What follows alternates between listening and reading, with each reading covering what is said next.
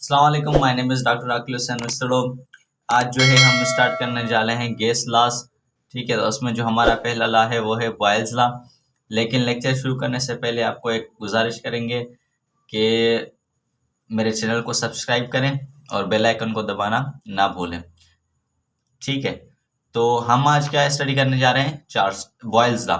Gas law में हमारे पास जो पहला लॉ है वो है बॉयल्स लॉ। ये दिया कब गया था? 1660 में। ठीक है, अब इसकी जो स्टेटमेंट है वो हम जरा उस पर नजर डालते हैं। For the given mass of a substance the volume of a gas is inversely proportional to the pressure of the gas provided the temperature of gas remains constant. ठीक है, अब स्टेटमेंट में जो भी लिखा हुआ है वो दिया गया है हमें फार्मूले में। ठीक है, मतलब कोई भी एक गैस है, गिवन गैस है, उसका जो वॉल्यूम है वो प्रेशर के साथ इन्वर्सली रिलेटेड है। ये हमें बताया गया है ऊपर वाली स्टेटमेंट में, जो यहाँ पर मैंने अभी अभी पढ़ी। ठीक है, तो अब इसमें हमें बता क्या रहा है कि जो वॉल्यूम है, volume of any gas is inversely proportional to pressure, और उसमें हमें कांस्टेंट क्या रखना है? Temperature and number of moles. ठीक है, ये हो गई, ये है इसकी पूरी स्टेटमेंट। मतलब ये वाला जो भी हम ऊपर पढ़ के आए ये वो सभी है। ठीक है, मतलब ये था स्टेटमेंट में और ये है मैथमेटिकली। उसके बाद हम प्रोपोर्शनलिटी हटाकर कोई ना कोई कांस्टेंट रखते हैं। ठीक है, तो यहाँ पर हमने जो कांस्टेंट रखा है वो है के। ठीक है, V is equals to K upon P, मतलब जो वॉल्यूम होता है, volume of any gas is inversely proportional to pressure and directly proportional to constant. ठीक है, अब हमने क्या किया, ये जो प्रेशर है यहाँ पर क्या कर रहा है? डिवाइड कर रहा है, तो यहाँ पर क्या जाकर क्या करेगा? मल्टीप्लाई करेगा। तो हमने कुछ ऐसा ही किया, जो प्रेशर और वॉल्यूम है वो आपस में मल्टीप्लाई कर रहे हैं और हमें क्या मिलेगा? कांस्टेंट।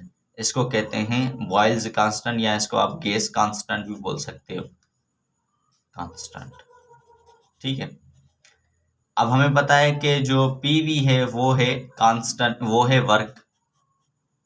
ठीक है, ये चलकर हम आगे प्रूफ करेंगे कि जो पीवी है वो वर्क कैसे है। ठीक है, उसके बाद है हमारे पास इसके जो ग्राफ है पीवी का, उसका ग्राफ है, सिंपल है बहुत ही। ठीक है, ये हमने क्या किया है, यहाँ पर प्रेशर रख दिया है वाई एक्सिस में, और यहाँ पर एक्स एक्सिस में हमने रख दिया है वॉल्यूम को। ठीक है, अब हमने क्या किया है कि हमें तो पता है कि वॉल्यूम और प्रेशर जो है वो इनवर्सली रिलेटेड है। ठीक है, तो यहाँ पर मैंने 1 2 3 4 ऐसे स्टार्टिंग कैसे की है? असेंडिंग ऑर्डर में। और जब मैं वॉल्यूम की कर रहा हूँ, क्योंकि ये इनवर्सली रिलेटेड है, तो ये मैं डिसेंडिंग ऑर्डर में करूंगा। तो फिर वो कैसे करूंगा? 4 3 2 1। ठीक है, तो इसका जो कर्व बनेगा वो कुछ इस तरह से होगा। मतलब ये देखें, 4 को 4 से मिलाना है, 3 को 3 से मिलाना है, 2 को 2 से मिलाना है, और 1 को 1 से मिलाना है। तो हमारे पास जो कर्व आ जाएगी वो कुछ इस तरह से होगी। मतलब ये इसको मैच करते हैं। ठीक है, तो हो क्या रहा है बेसिकली, ये प्रेशर जो है वो कम होता जा रहा है। ठीक है, मतलब जो डिसेंड होता जा रहा है। हम इधर एरो का निशान लगा देते हैं ताकि हमें पता चले कि प्रेशर जो है वो जा किस डायरेक्शन में रहा है। ठीक है, ये ब्लू जो एरो इसमें मैंने लगाया हुआ है, ये शो कर रहा है कि जो प्रेशर है वो जा किस डायरेक्शन में रहा है। तो प्रेशर जो है वो जैसे ही नीचे आ रहा है तो वॉल्यूम जो है वो गैस का बढ़ता चला जा रहा है। पहले यहाँ पर था, यानी इस डायरेक्शन में, तो वॉल्यूम क्या होगा? कम होगा। अब क्या हो रहा है? ज्यादा होते जा रहा है, वॉल्यूम बढ़ता जा रहा है। ठीक है, तो ये था हमारे पास। और इस ग्राफ के जो नाम है, यहाँ पर क्या होगा? यहाँ पर P1 होगा, V1। ठीक है, और हमारे पास जो यहाँ पर होगा वो फाइनल वॉल्यूम होगा P2 V2। ठीक है, और इस ग्राफ को हम बोलते क्या है? हाइपरबोला। मतलब ये क्या होगा? इनिशियल प्रेशर एंड वॉल्यूम, और यहाँ पर क्या होगा? Final pressure and volume. उसके बाद ही हमारे पास, ये बहुत ही सिंपल था, उसके बाद ही हमारे पास चार्ल्स लॉ जो दिया गया था 1787 में। ठीक है, अब इसकी स्टेटमेंट जो है, for for the given mass of a gas, the volume of a gas is directly proportional to the absolute temperature of the gas, provided the temperature of the gas remains constant. ठीक है, अब इस statement में जो कहा जा रहा है वो हम देखेंगे आगे चलकर। जो मैथमेटिकली हमें दिया गया है वो बोल रहा है कि जो प्रेशर ऑफ एनी गैस है वो डायरेक्टली प्रोपोर्शनल है किससे, टेम्परेचर से। Volume of any gas, sorry, volume of any gas is directly proportional to temperature, और इसमें हम प्रेशर और नंबर ऑफ मोल्स को क्या रखते हैं, कांस्टेंट। तो अब हम क्या करेंगे, प्रोपोर्शनलिटी हटाकर हम कोई ना कोई कांस्टेंट रखेंगे। तो हमने भी कुछ यहाँ पर ऐसा ही किया था कि V is equals to KT। तो यहाँ पर ये जो T है वो मल्टीप्लाई कर रहा है, तो यहाँ आकर क्या करेगा, डिवाइड करेगा, तो इक्वेशन हो जाएगी V/T is equals to K, ये वाली इक्वेशन। ठीक है, अब जो इसका ग्राफ है वो हमें यहाँ पर बताया गया है कि directly proportional to absolute temperature. तो हमें पता है एब्सोल्यूट टेम्परेचर क्या है, 0 केल्विन। ठीक है, तो 0 केल्विन को हम अगर हम सेल्सियस में कन्वर्ट करेंगे तो वो होगा -273 सेल्सियस। ठीक है, ये है हमारा एब्सोल्यूट टेम्परेचर। तो ये जो चार्ल्स लॉ है उसने यहाँ पर सेल्सियस इस्तेमाल क्यों नहीं किया, केल्विन ही इस्तेमाल क्यों किया।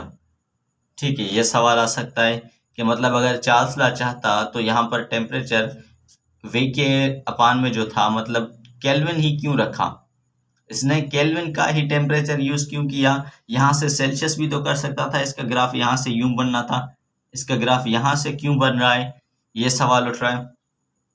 तो हुआ कुछ यूं कि जब इसने चार्ल्स ने ये लॉ डिस्कवर किया था, ठीक है, मतलब एक्सपेरिमेंट कर रहा था अपनी लैब में, ठीक, किसके ऊपर एक्सपेरिमेंट कर रहा था, गुब्बारे के ऊपर।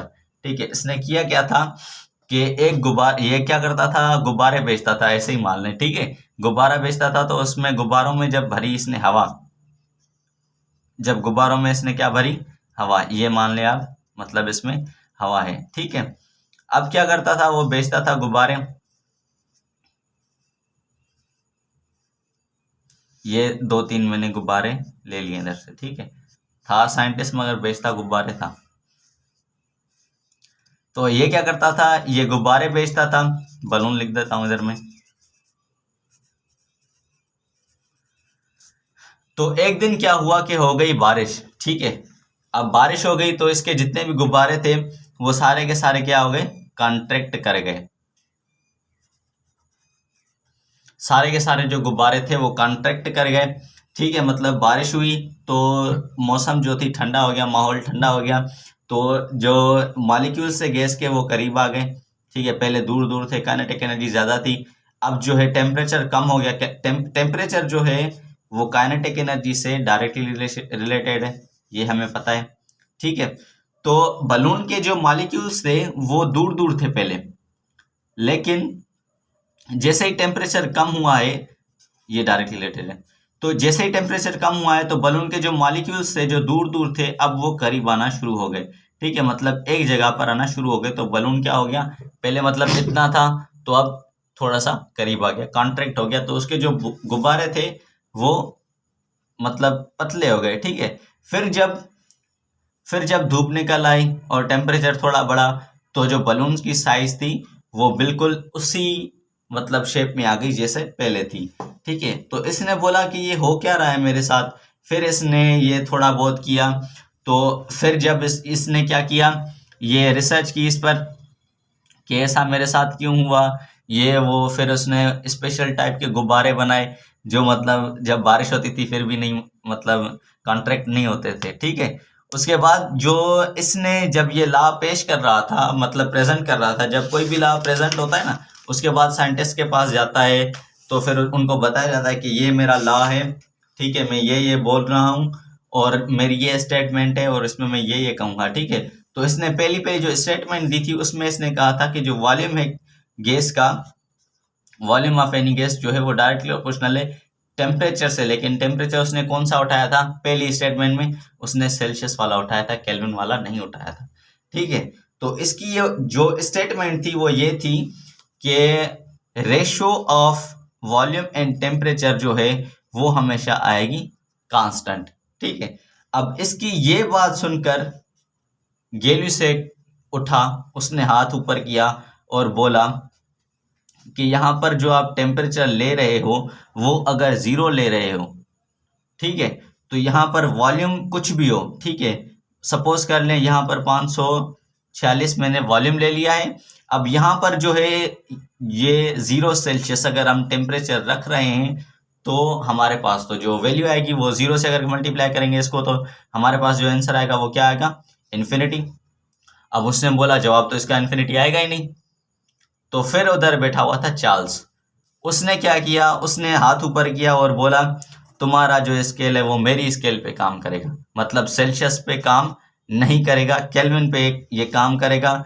हम दोनों जीनियस साइंटिस्ट हैं और जीनियस ही स्केल तुम्हारे पर काम करेगी। फिर उसने क्या किया, ये ऐसा ही कुछ मतलब किया, 546 थे, उसको जब हम डिवाइड करते हैं 273 से, तो हमारे पास जो आंसर आ जाता है वो आ जाता है 2। ठीक है, ये इसका जो है कुछ मैं एग्जांपल्स दूसरे पेज पे दे रहा हूँ कि कैसे मतलब ये सारा कुछ हुआ मामला, और कैसे जो था गैल्यूसेक ने, मतलब गैल्यूसेक को गलत किया किसने, चार्ल्स ने। ठीक है, तो उसने क्या किया, पहले तो वो गलत जा रहा था, ठीक है, लेकिन फिर उसको चार्ल्स ने बताया, मतलब जो केल्विन ने बताया, ठीक है, ये गलत बात होगी कि मतलब केल्विन ने बताया उसको कि तुम्हारी जो मतलब जो तुमने स्टेटमेंट बनाई है वो मेरी स्केल पर, केल्विन स्केल पर काम करेगी, सेल्सियस स्केल पर काम नहीं करेगी। ठीक है, तो हम यहाँ पर मान लेते हैं ये एक कंटेनर है, ठीक है, जिसका वॉल्यूम कितना है, वॉल्यूम मान लेते हैं हम 546। ठीक है, और इसके ऊपर हमने जो है टेम्परेचर, मतलब इसको कितना दिया है, ठीक है, हम टेम्परेचर प्रोवाइड कर रहे हैं, टेम्परेचर इसको कितना दिया है 273। ठीक है, और ये मान लें कंटेनर 1 है। उसके बाद हमने क्या लिया हुआ है, कंटेनर नंबर 2। ठीक है, अब क्या करेंगे, इसकी स्टेटमेंट क्या है कि ratio of volume and temperature जो है वो आएगी हमेशा कांस्टेंट। ठीक है, तो ऐसा करते हैं, देखते हैं 546 को डिवाइड करेंगे जब हम 273 से, तो हमारे पास आंसर क्या आ जाएगा 2। ये हम पीछे पढ़ कर आए। उसके बाद जब हम क्या कर रहे हैं कि वॉल्यूम ऑफ कंटेनर बढ़ा देते हैं। ठीक है, वॉल्यूम ऑफ कंटेनर क्या कर दिया है, अब हमने डबल कर दिया है। अब देखते हैं हमारे पास आंसर क्या आता है। तो वॉल्यूम ऑफ कंटेनर जब हम डबल करेंगे तो हमारे पास आंसर आएगा, वो आएगा 1092।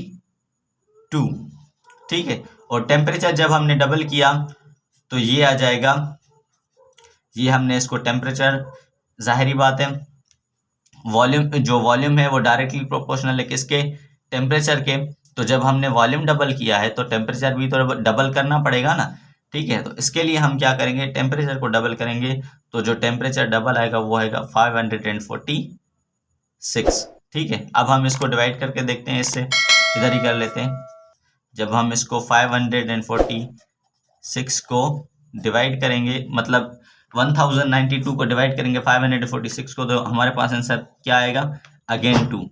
यहाँ पर जवाब क्या आया था 2, और यहाँ पर क्या आया था 2।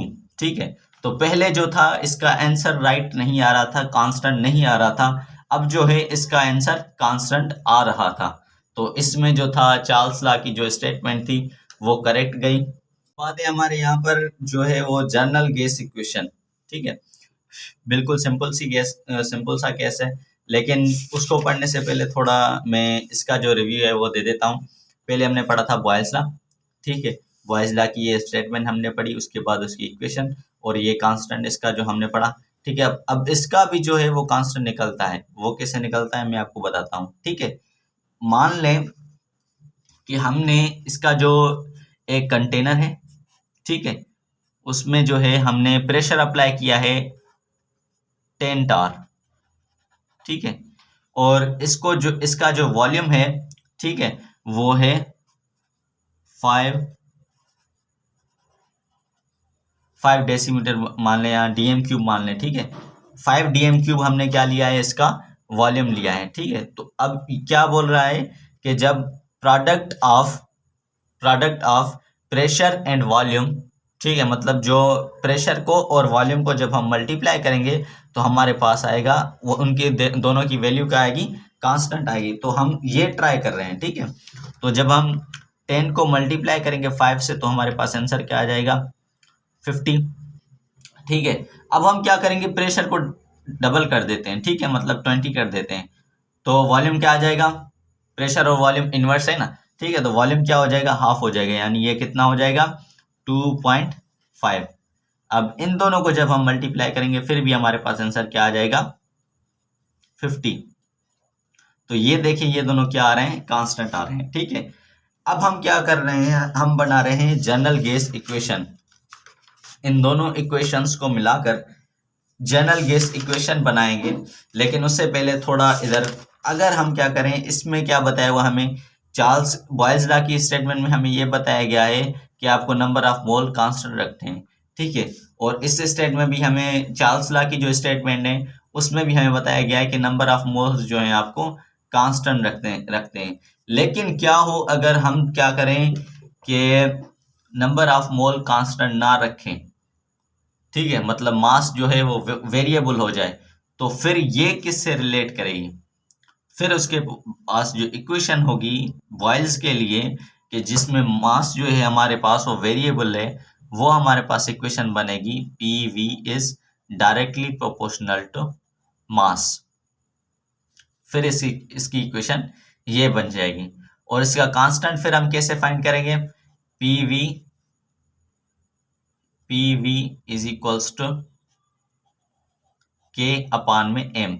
ठीक है, मतलब इधर अगर हम प्रोपोर्शनलिटी हटाएंगे तो इधर K लगाएंगे, फिर ये M यहाँ पर K से मल्टीप्लाई कर रहा है तो यहाँ आकर क्या करेगा, डिवाइड करेगा। ठीक है, तो हमने ये वाली स्टेटमेंट आपको याद रखनी है, एक ये वाली स्टेटमेंट और दूसरी स्टेटमेंट अभी मैं चार्ल्स लॉ की बना रहा हूँ। ठीक है, अब चार्ल्स लॉ क्या कह रहा है कि जो वॉल्यूम होता है यानी गैस का, वो डायरेक्टली प्रोपोर्शनल है किसके, टेम्परेचर के। ठीक है, अब हम बना रहे हैं इसकी इक्वेशन। उसके इक्वेशन से पहले भी एक और लॉ है, एवोगैड्रो लॉ, जिसमें क्या बोलता है कि volume of any gas is directly proportional to number of moles. ठीक है, उसमें हमें क्या रखना पड़ता है, टेम्परेचर एंड प्रेशर कांस्टेंट रखना पड़ता है। तो अब हम क्या करेंगे, तीनों इक्वेशंस को कंबाइन करेंगे। ठीक है, तो देखते हैं पहली जो इक्वेशन है बॉयल्स लॉ की, वो क्या है, volume of any gas is inversely proportional to pressure. ठीक है, इसको हम इक्वेशन नंबर 1 मान लेते हैं। उसके बाद है volume of any gas is direct proportional to temperature, इसको हम इक्वेशन नंबर 2 मान लेते हैं। उसके बाद है हमारे पास volume of any gas is directly proportional to number of moles, इसको हम इक्वेशन नंबर 3 मान लेते हैं।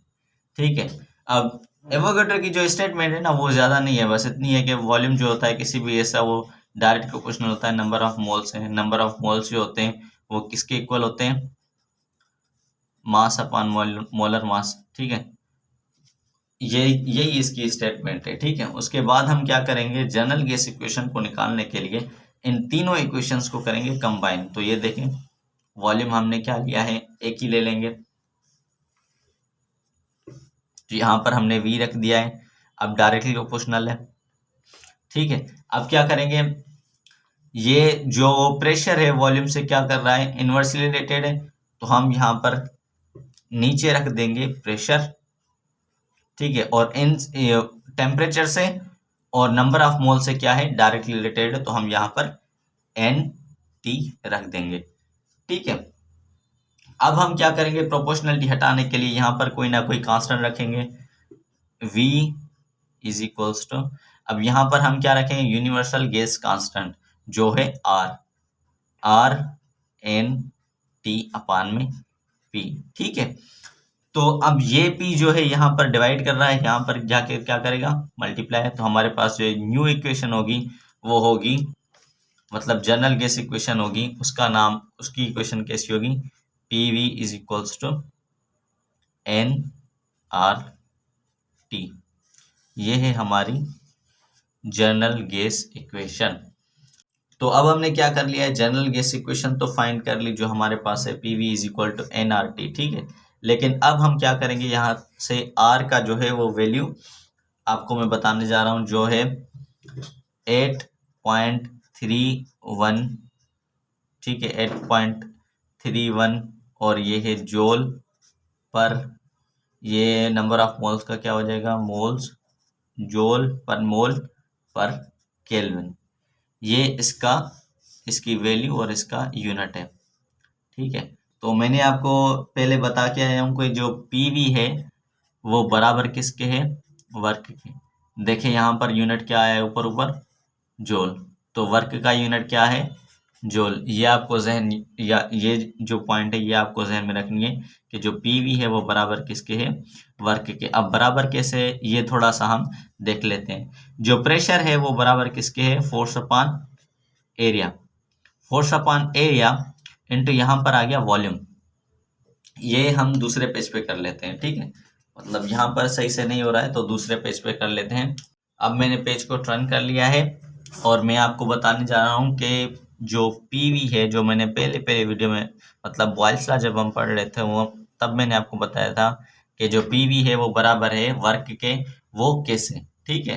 तो मैंने यहाँ पर जो इसका आर का वैल्यू बताया था, यूनिवर्सल गैस कांस्टेंट का, वो ये बताया 8.31, ठीक है, जोल पर मोल पर केल्विन, ठीक है। तो यहाँ पर मैंने आपको बताया कि ये जो जोल है ये यूनिट किसका है, एनर्जी का, और हमें पता है वर्क भी एक एनर्जी है, ठीक है। तो अब हम क्या करेंगे, यहाँ से फाइंड कर रहे हैं, ये प्रूफ कर रहे हैं कि जो पीवी है वो बराबर वॉल्यूम के कैसे है, ठीक है। तो पहले तो प्रेशर का जो फार्मूला है वो क्या है, फोर्स अपॉन एरिया। अब हम क्या करेंगे, सिंपली यहाँ से मल्टीप्लाई कर देंगे, मतलब यहाँ पर P है और V है ना, तो यहाँ पर प्रेशर की जगह पर हम क्या रख देंगे, F अपॉन A। तो ऐसा ही किया हमने, force upon area into volume. तो अब हम क्या करेंगे, इनके करेंगे यूनिट्स पुट, ठीक है। तो फोर्स का यूनिट क्या है, न्यूटन, एरिया का यूनिट क्या है, मीटर स्क्वायर, इंटू में यहाँ पर वॉल्यूम का यूनिट क्या है, मीटर क्यूब। तो जब हम इनको मतलब इसको सिंप्लीफाई करेंगे तो इसका यूनिट हमारे पास क्या आ जाएगा, न्यूटन मीटर। तो न्यूटन जो है वो किसका यूनिट है, फोर्स का, यानी F, और मीटर किसका यूनिट है, डिस्टेंस का, यानी D। तो हमारे पास जो वर्क का फार्मूला है वो प्रूफ हो गया। ये जो PV है वो बराबर किसके है, वर्क के, ठीक है। यानी कि जो PV है, PV is equals to NRT, ये क्या है हमारे पास, वर्क है, ठीक है। मतलब जो NRT है ये भी वर्क है, ठीक है। तो ये थी हमारी आज की वीडियो, मिलते हैं अगली वीडियो में, तब तक के लिए अल्लाह हाफिज़। मेरे चैनल को सब्सक्राइब करें और बेल आइकन को दबाना ना भूलें। अल्लाह हाफिज़।